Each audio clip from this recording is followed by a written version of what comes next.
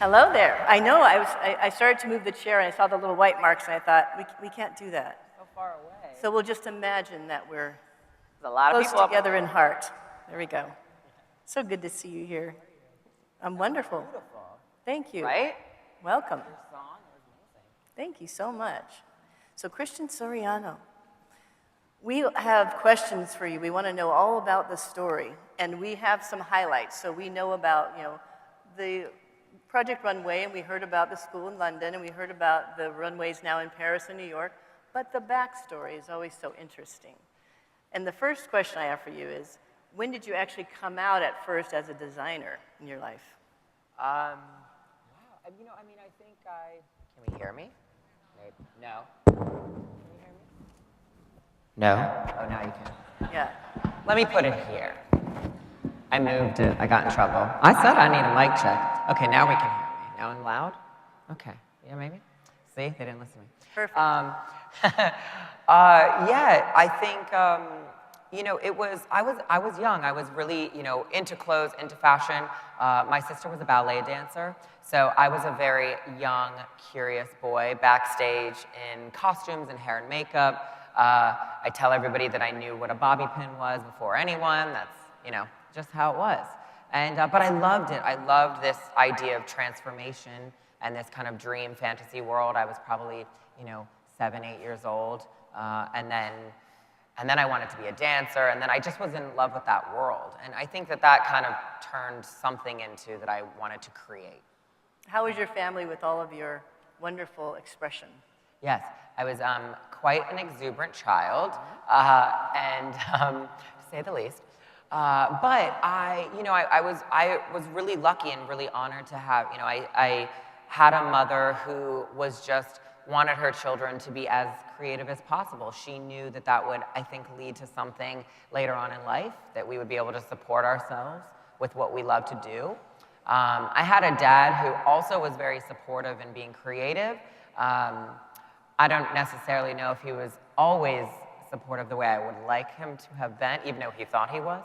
But yeah, and I will say that helped a lot. And then the people who I surrounded myself with for sure helped. And how was your community that you grew up in, the schools you went to? Were they accepting of you? Did you have any challenges when you were younger?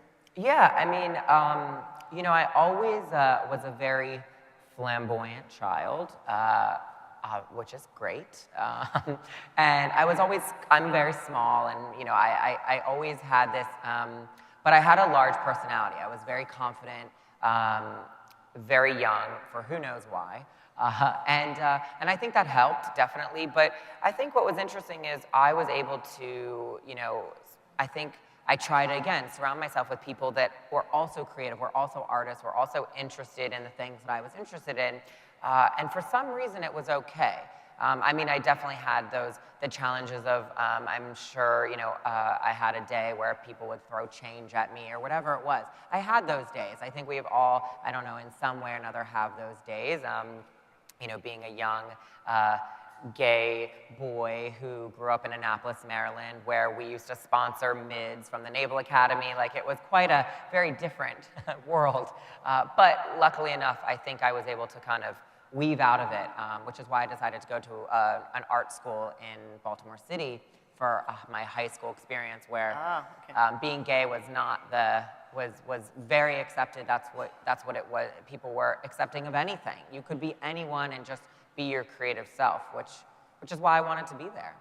That's great. So you made a choice, and you were able to make the choice. Not everyone has that privilege, right? Yeah. Your family could let you go to a different school and have a different setting.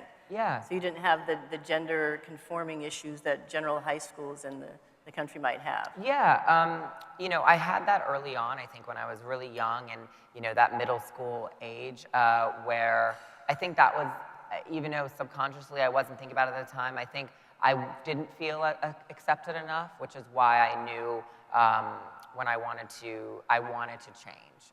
And my parents were supportive. I think other people weren't. I think they didn't understand. But I was very good, and still am till this day, of I try not to take too much advice, and I really try to focus on, like, what I think is right for me. And I think that's worked in everything I do, even till this day. People have told me years, don't do a collection for Payless, don't dress this actress. Now we've done almost $1 billion in sales at Payless, and I've dressed every major actress there is. So I'm glad I didn't listen to them. I like a check. Right. So yeah. That's beautiful. It's so much a part of our community is people trying to get us to conform and be safe and stay inside the lines. And it sounds like you were not willing to do that from a pretty early age, would you say? Were you confident from the very beginning, or was there a time when you remember that you felt in your own? I just wasn't interested in sameness, I think. And whatever that was, I think, I just really wanted to try new things. I was very curious. I think that's what it was. I was just so curious. I'm still curious all the time. Every time we get a new project, if somebody's asking me to do costumes for a film or whatever it is, I'm like, oh, I haven't really done that, so I would like to try. That's kind of always been my process, that I'm just curious about things in the world and meeting new, exciting people, and I think that leads to everything. And that's the same with getting a job, whatever it is. It's about that curiosity, I think, sparks something. Beautiful. Yeah. And you've come a long way since Project Runway. A lot has happened in your life. Yes. 10 years. 10 years. So a 11 decade years, ago. actually. That much time ago, when you think of yourself and how you've grown as an individual, and the way that you presented yourself, or what you said, and the way that you spoke when you were in Project Runway, and the thoughts that you had, what kinds of changes have happened for you being now, you can't help it, because when you win something like that, you become iconic, right? You're an icon of the LGBTQ community, and there's an expectation of you. So tell us a little bit about the story from Project Runway to how you've arrived to where you are now. I was a kid, I was a child, I was very naive to the world, which I'm happy to say, but I was very good at pretending like I knew what was happening. So that was my gift.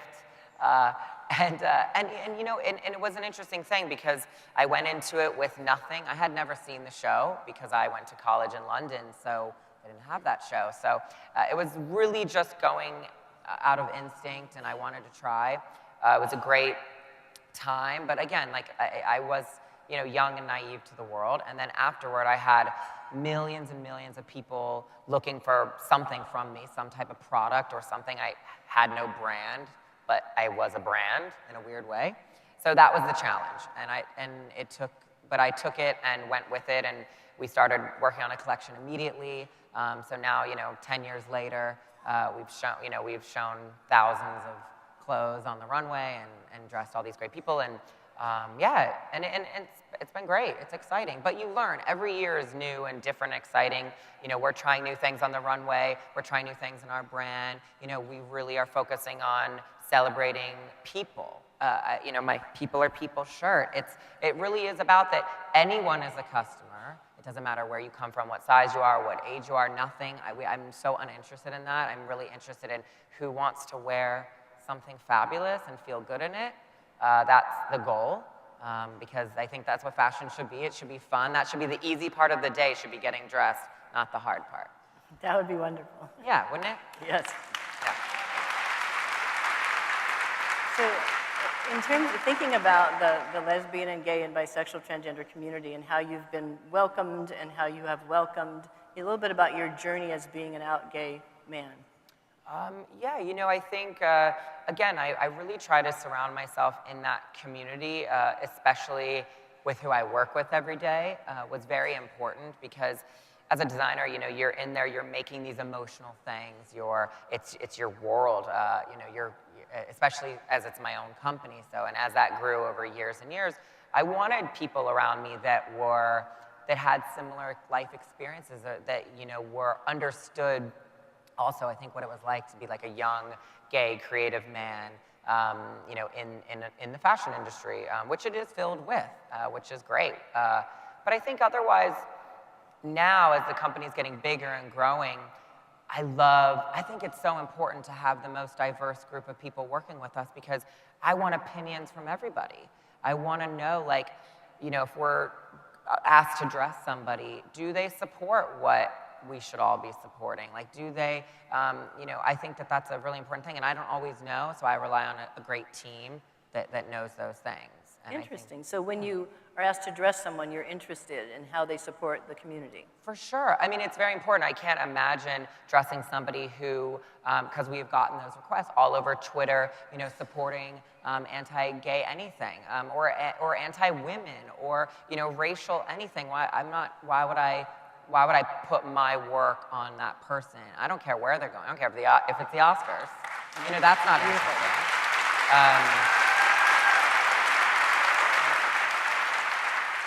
Yeah, it's such a thing, because even though people don't think about it, I mean, red carpet is a big part of that, because I think the first question that most women are asked, unfortunately, on the red carpet is, who are you wearing? It's not about you know, it is about what their work is, but then my brand is immediately associated with that person. So if that person a week before was, you know, at I don't know, an anti-gay rally, why would I want to work with them? Interesting. I wonder how unique that is among designers in terms of really ferreting out the background and the philosophy, the worldview a person has, and that your clothes on that person comes with their worldview, and you're really careful about that. And people are very visual, people are very emotional now, especially with the world of social media. You're instantly looking at an image and then judging that for everything that's in there. What, you know, not only just what she's wearing, but what she's standing for, what she's representing. Oh, she wore this, you know, to this event, like we did with Michelle Obama, where she, you know, at the DNC, her dress was very simple, but very powerful because of what she said in it. So that meant something, I think, hopefully. Wow, a designer who cares about social justice to the point of, you can wear my clothes if you stand for the right things. Yeah, I mean, if any, it's the only thing we have as a designer. It's all we got. Like, we got our clothes, and that's kind of it. So yeah, you have to, yeah. I mean, like, you know, there's a few things here and there, but so you have to stand for something. But you're using your brand and caring about so many bigger issues, because you could be concerned about, like you said, people said to you, well, you shouldn't dress this person, shouldn't dress that person. Right. And it could have affected something. Yeah. But your authenticity was more important to you. I think, and I'm sure it has affected in some way, but I think now, I mean, I can't imagine not dressing women of different sizes. I mean, I can't even think about that, and it's so Thank you for that. Yeah, and it's so, oh, it drives me crazy. And it's such an interesting thing when people ask, oh, you know, why did you choose to, you know, show plus-size women on your runway, or why did you choose to dress this woman, or whatever? I'm like, well, I don't understand why not. I mean, like, everybody is beautiful in their own different way. Who cares? Especially if they're buying clothes. We love a check. That's always exciting. And listen, we are in a business. I am trying to sell clothes. So I don't care who you are and you want to wear them. You can wear them in the grocery store. I don't care. That's right. Beautiful. Yeah. And thank you so much for your vision and for your inspiration, your inclusion, and showing the way in an industry that sometimes is not very kind. Yes. That it's possible to be kind and to be inclusive and to care about who wears your clothes. Yeah. Thank you, It is Christian. possible. Thank you so much. We're done. That was so fast. Yes, it was. Thank you, guys. Thank you so much.